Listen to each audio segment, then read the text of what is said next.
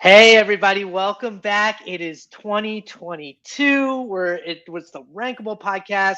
As far as I'm concerned, SEO is not dead, and so this is the very first episode of 2022. I'm so excited to be joined by none other than Cyrus Shepard. Cyrus, oh man, this dude has been in the game for decades in SEO. He's done. I'm Yeah. 88 years old. I like no, but honestly, I mean, like you know, back since the 10 Blue Link days, you've consulted with Moz for the last 10 years. Actually, you got a big anniversary or a parting, if we will, which we'll touch on in a second. And you're creating some really cool software all around the topic that we're going to discuss today, serendipitously, which we'll discuss as well. Title tags. Thank you so much for joining me today, Cyrus. Thanks for inviting me, Garrett. I'm a huge fan of iPullRank and everything your team is doing over there. So always happy to join you. It is cool, and I love it. So, like, Zippy is this software that you built. So, first off, you're leaving Moz. You're in essence leaving Moz. What's going on? What's the next step? I've been associated with Moz since 2010. I was hired onto the help team, office support team back then, did customer service. Then I started doing SEO in-house, and I've been with them on and off for about 10 and a half years now. And it's been great. I've been consulting for the past 3.5 years. But today my contract, it's the last day of my contract, so I'm saying my final goodbyes. Still love Moz, but it's time for me to move on and do some different things now. Professionally, that's a big part of your life. How do you feel? Is there an emotional? It's bittersweet. I mean, I've made so many great friends there. It changed my life. It changed my career. But there's also other things I want to do. And I've been telling them for years they need to fire me. They won't do it. So I'm just like, if you're not going to do it, I'm going to have to do it. You're going to make me do it. Okay. So yeah, it's bittersweet. I got a little sadness in me. So yeah, I mean, you develop these relationships, but you are staying obviously very much in SEO, and you had a head start before you're leaving Moz. Tell us about Zippy. Like, what is the tool, and why did you just decide to make it? Yeah, so Zippy, it's weird working in. I've worked in SEO software for a long time, but I've never really had my own SEO software. The idea started way back in 2013, back when Cloudflare was just getting started, and I had this idea. You know, we should be able to do SEO for people to a certain extent. One of the challenges with SEO software is people get lots of data and they don't know what to do with it. So I wanted to build some software to help bridge that gap. You know, we're not just going to give you data. We're going to tell you what to do with it. And if you want to, we can push some of those changes live to your site. So the software Zippy has Cloudflare integration, has WordPress integration. It's not fully automatic yet, and only a few people are adopting those features. But I think what we do a good job is giving people more than just data and giving them solid suggestions of what they should do with it, specifically around title tags right now. But we have this full roadmap that's more holistic SEO, all parts of on-page SEO and site architecture and things like that. But that's where we are today. We have a handful of customers. We've got a lot of users giving us feedback. We haven't really officially launched yet, but we're getting there. We're getting there. That is so cool. I love the SaaS world as well. I came from that. I'll say to our audience right now, if you go and try like the free version of Zippy, the best thing you can do, the best friend of a software creator or business owner is give feedback. Like, give genuine feedback. Are you developing that relationship? Are you getting some good feedback from your users right now? We do. Funny enough, most of our feedback comes from our free users right now, people in our early beta program that we gave lots of pages to, and we will go out of our way to build features for them. If they just say, hey, I'm having trouble, we'll spend the entire day solving that problem and building a new feature and pushing it out, and it's the greatest thing in the world. Oh, it's fun. It's fun. And you really, like, when you are the owner of a small software company, it's like you really do build those relationships like intimately with your most vocal like customers and feedback givers. Yeah. One problem is because I've been in the industry so long, people are sometimes afraid to give me honest feedback, but we Huh. really need that. Like, hey, this feature sucks, but I don't want to tell Cyrus that. So, Oh my god. So okay, so there you go. Don't go and leave like Cyrus hate mail, but please like actually actually let him know what you need. And so specifically, you're working on title tags, which serendipitously to kind of set the stage back in August. So Google has always kind of rewritten title tag or the titles on SERP results. Not aggressively, but in August they started doing it really aggressively. Yeah. And so a tool like yours, so what was your reaction first when you started seeing Google do this, and why is that a big deal? Yeah, well, first of all, I was a little scared because we just built this product that is does nothing but title tags right now. So I was a little scared that Google was making us irrelevant by changing ranking factors, whatever. And actually, kind of the opposite happened. Google made title tags very relevant again and brought up a lot of attention. So it was a serendipitous change, and we were uniquely set up to address some of that and gather data on that. If I may just go on a sideline here for a bit. Title tags have always been a small but significant ranking factor, but they're a little bit more important than just the ranking factor because they have this huge influence on click-through rates and engagement. And are people actually going to visit your site? And they used to be kind of the same thing. You would optimize for ranking and engagement at the same time. But now with Google rewriting so many title tags, and our internal data shows that they rewrite on an average over 60%, 60 to 70% of title tags. Most of them are small changes like brand names, things like that. But now we actually have two different tasks where optimizing for ranking and optimizing for CTR are almost separate, and you have to be a little smarter about how you do it. And Google has made it much more complex and interesting now, which I appreciate. I can't imagine. It is very complex because, if you don't have a way to track the changes, you can think that you have your title tag set and, you go and look at the SERPs and all of a sudden it's not what you had spent maybe a lot of time doing. What are some of like your tips? So how do you approach kind of title tag creation or optimization at this point? Yeah. So it's interesting because until I really looked at the data and I looked at what a lot of our users were doing, I don't think most SEOs realize how many of their titles are not being used by Google or being completely rewritten. It's just not a part of we have all these SEO audit checklists. Checking Google SERP titles compared to your own title tags is just not part of our thinking yet. It's going to take a couple of years before we really start to think about that and incorporating into audit workflows. In the meantime, I'm finding I'm making my H1 header, my headlines, match the title tag much more often because I'm trying to force Google to use my title tag. I'm also doing a lot less. It used to be very common in writing title tags that the same word would repeat in your title tag, especially if your keywords were part of your brand name.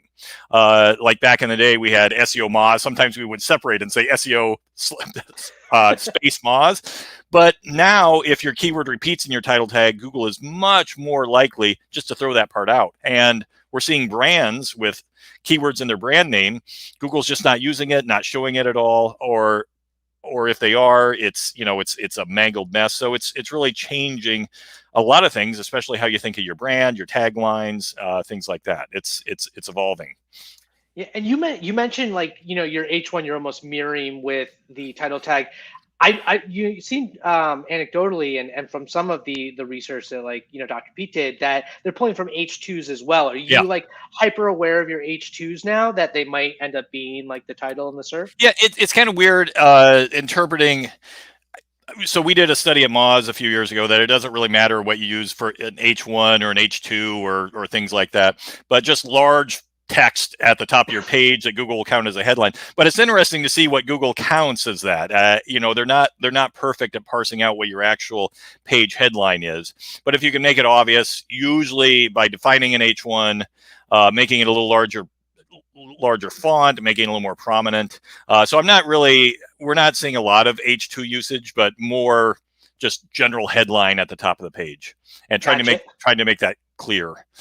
No, and it makes sense, because I mean, it is scary when you read, that Google's, might be pulling from any visible text. Yep. I can imagine a lot of SEOs are freaking out of like, well, anything on page is a potential, gonna be in the title, when that's really not actually the case. Yeah. Yep. Exactly. Now at scale, so we, at iPullRank, we work with a lot of enterprise clients. Yep. If you're working with thousands and thousands of pages, creating optimized title tags can be really challenging. What's your approach like historically? How do you think about that? So a couple of different ways. Obviously, when you're working with enterprise, you're working with templates, and it's interesting now because Google is now. One thing I want to distinguish, though, one thing we have to be careful about is just because Google isn't using a part of your title tag doesn't mean it's not helping you rank. So sometimes Google is rewriting your title tags, they're stripping out keywords, but that doesn't necessarily mean you want to strip out those keywords, because those are a ranking factor and Google might be using them. So we've seen different strategies where now it's possible you can just tack on keywords to the end of your title tag that increase your relevance, but the user isn't going to see them in SERPs. As long as you don't overdo it, we've seen cases where that's kind of a strategy that might help you. Even if they don't but you got to be careful, because that might be the part that Google latches onto and then shows in the SERP, and it makes no sense. But anyway, back to the enterprise conversation. So templates, looking at examining templates, examining your brand name, but also simply finding keywords at scale. With our own software, we use a lot of Google Search Console data, identifying keywords that aren't in your title tag. With enterprise, you have a chance to do that at scale across thousands or tens of thousands of title tags, and find ways to insert those. Finding the right template to do that for your business is kind of where the art comes in, but it does get sort of interesting. Yeah. No, to your point, and like you wrote, there's a great article on Zippy about 5 different techniques, and you identify like that boilerplate, like where you can avoid having, as you mentioned with Moz, like where you can avoid having the boilerplate at the end for stuffing, and if you're going to use that for keywords, I can imagine it does become a bit of an art to. It does. Figure out how you want to kind of put in those keywords. Yeah, we often find that removing irrelevant keywords can help with click-through rate and rankings. And boilerplate is one of the top things Google removes when you have repeating sections of titles on every page. But boilerplate is often where the art comes in, and people are clicking on your title exactly because of that boilerplate. It may not help your rankings, but it's helping your click-through rate. And so that's why we identify irrelevant boilerplate, but we don't recommend just removing it. We recommend running an experiment to see if it's going to help you. I had a client, this is something I learned long ago. I had a client, one of my first clients in SEO, they had this extremely long brand name. It was like 25 characters, and they had it at the end of every single title tag.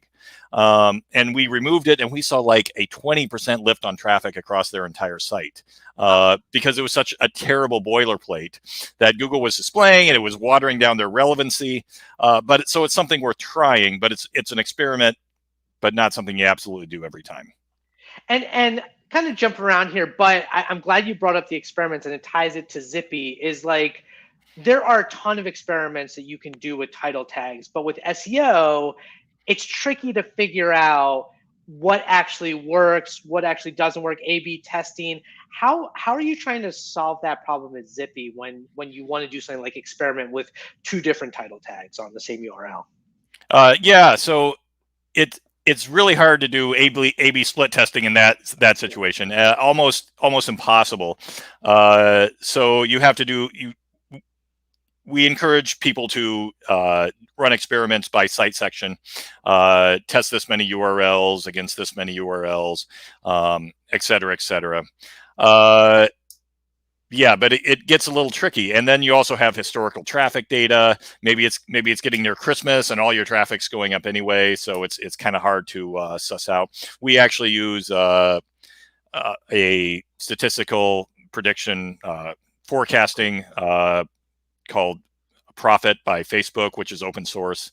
Yeah. It's a little difficult because Search Console only gives you so much data, and Profit likes like 3 years of data. But it's experimentation is hard, and setting up experimentation software. Big shout out to anyone who's done it successfully.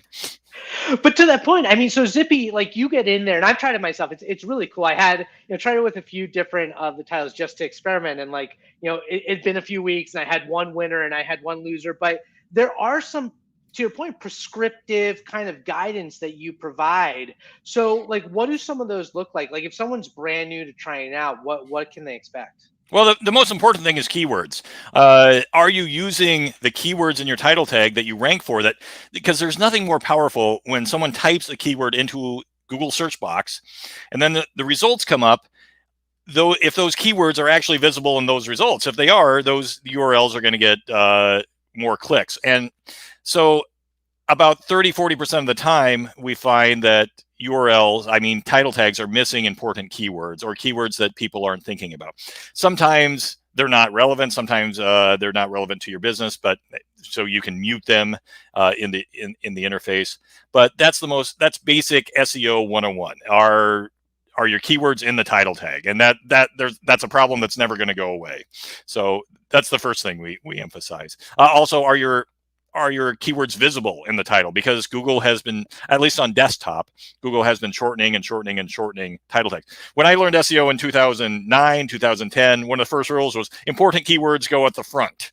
And what's interesting, I think we've been doing SEO long enough, 15, 20 years, the industry is that old. We're starting to forget some basic stuff that we learned at the beginning. It's kind of like scurvy. The British Navy cured scurvy, and then 100 years they hadn't dealt with it. They forgot how to cure scurvy with vitamin C, and people were getting sick again. That we're kind of seeing that in the SEO world again, where we're forgetting some of the basics, about indexing and ranking and retrieval, that we need to remind ourselves of some of these basic things. It is important, and it's like the more SEO changes, the more it stays the same, even though we're seeing more rich snippets come out, and there's always this like kind of ranking assessment that's changing. Speaking of that, like, so when you're doing title changes, you mentioned earlier, like it impacts both the rankings and the click-through rate. Mm-hmm. So when you're doing an experiment and you're trying something new, what are you prioritizing? Like how are you approaching that? Well, there's different ways you can measure it. We could measure it by ranking. Are we ranking higher? We could measure it by engagement signals. Are people clicking? Click-through rate higher?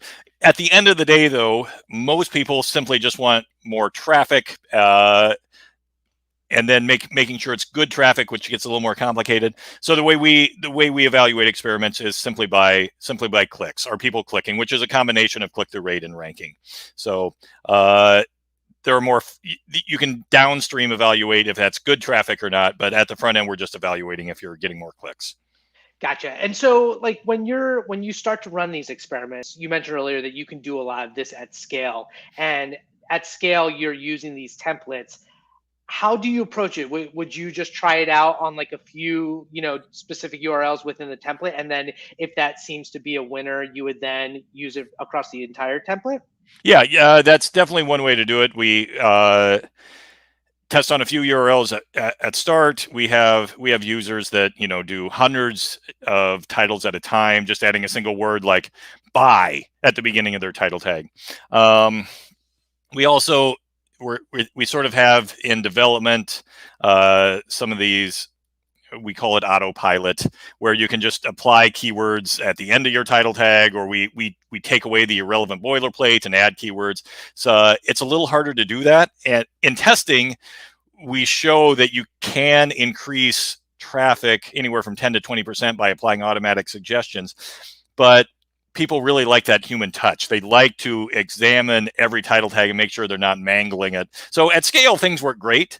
The problem with scalable solutions is you're going to have some bad apples in there that just mangle. Any automated system is going to mangle a few titles. It's going to mangle, no matter what you apply it to in SEO, you're going to get some bad results. So we're still in the infancy of automation in SEO. So people like to examine every change that they make and have a human touch there.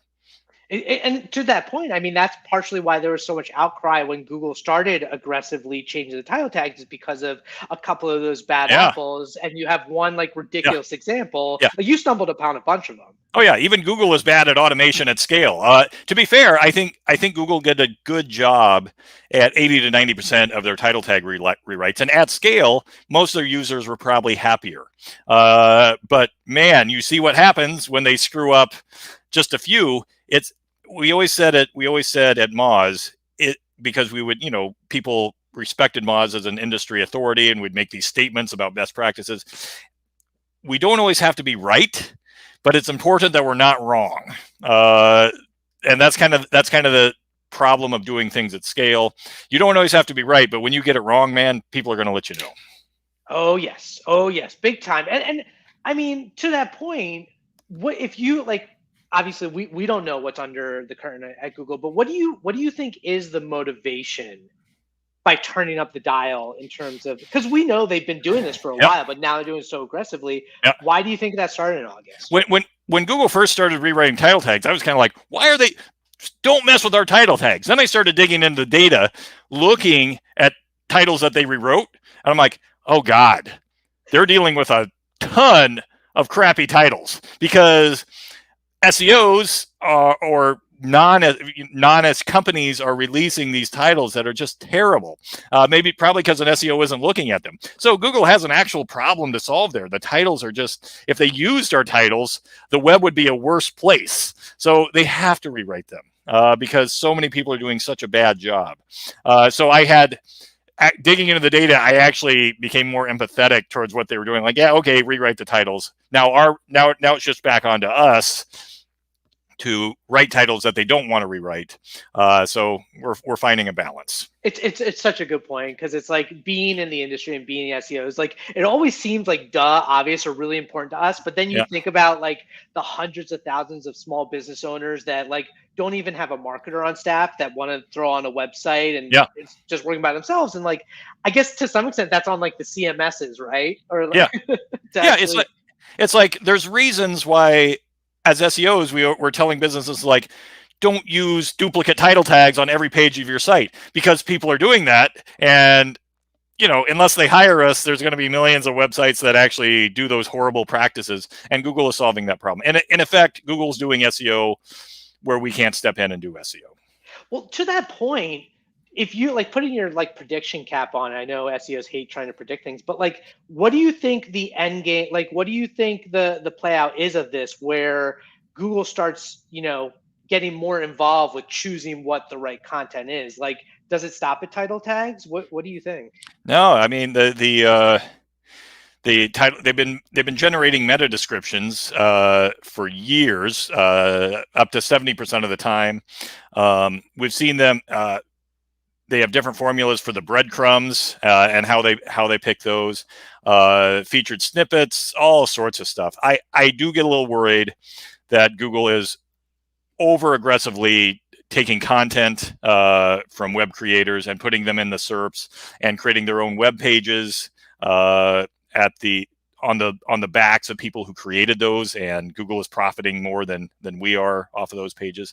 So I think that's going to continue, but we also see the threat of anti-competitive legislation, especially coming in Congress.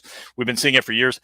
I don't know what's going to happen. Google has very good lawyers. They have as good or better lawyers than Congress has. So they spend millions on lobbying. I don't know, but I think that's one hope we have of combating some of these changes and aggressive changes that we're seeing Google introduce.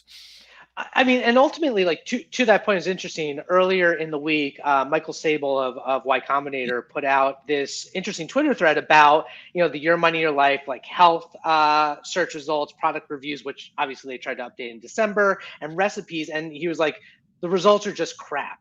Like, do you feel that way? How do you feel about current search results? I feel like the Medic Eat update, whatever you want to call it, that came out 2 or 3, 4 years. I don't know how long ago. I thought it made search results. I understand why Google did it, because they didn't want weird cancer cures in the SERPs.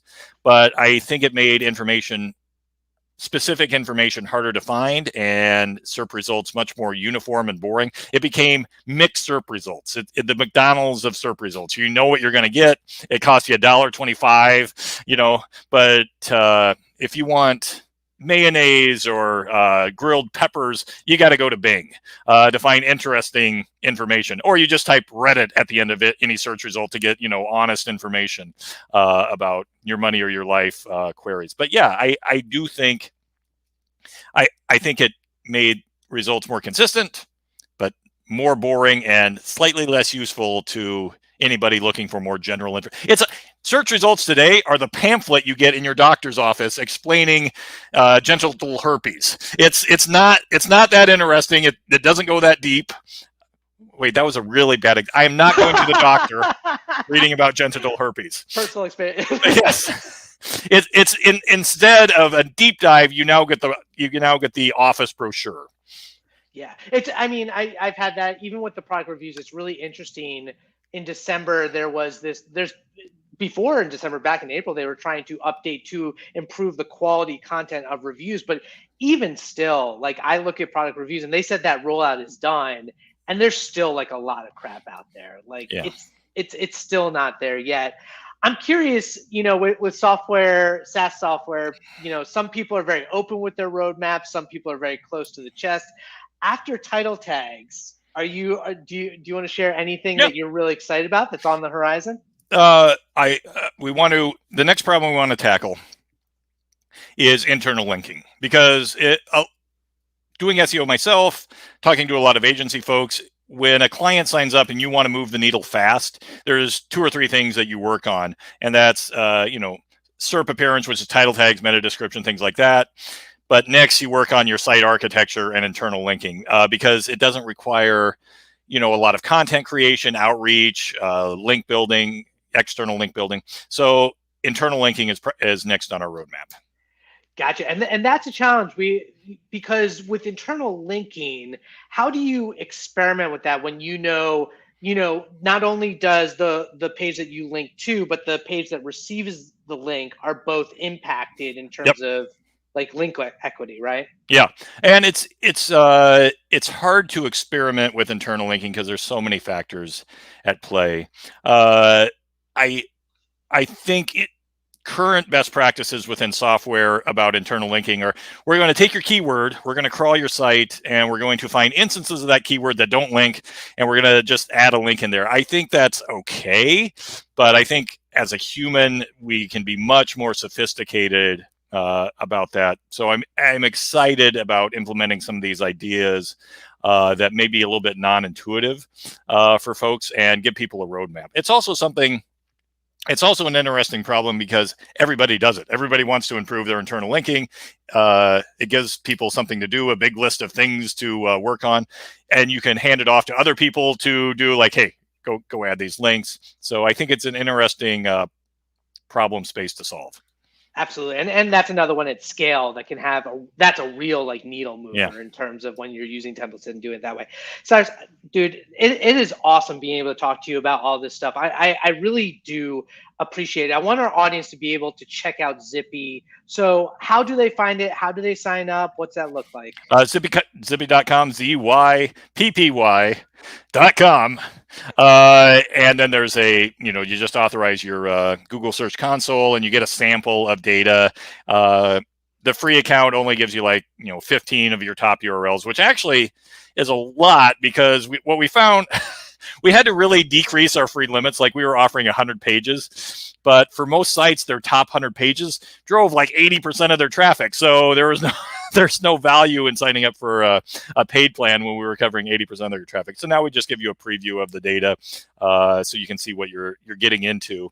But it's kind of fun. I would encourage folks to sign up, run an experiment or two on one of their sites. You'll see the results after 2 or 3 weeks, and then it gets kind of addictive once you get into it. It's fun. I mean, you're basically gamifying title tags, which is awesome. I gotta ask though, do you have like a disclaimer in terms of like I can imagine a more novice SEO might go in there and like take their best performing page Yeah. and be like, let's mess with it. If people want to get into it, we have an extensive terms of service because people have to realize they are responsible for their SEO. They're responsible for the decisions they make. There are no guarantees in SEO. We have data showing that you can, increase your traffic doing X, Y, Z, but you have to take responsibility for yourself. So no software can assume that for you.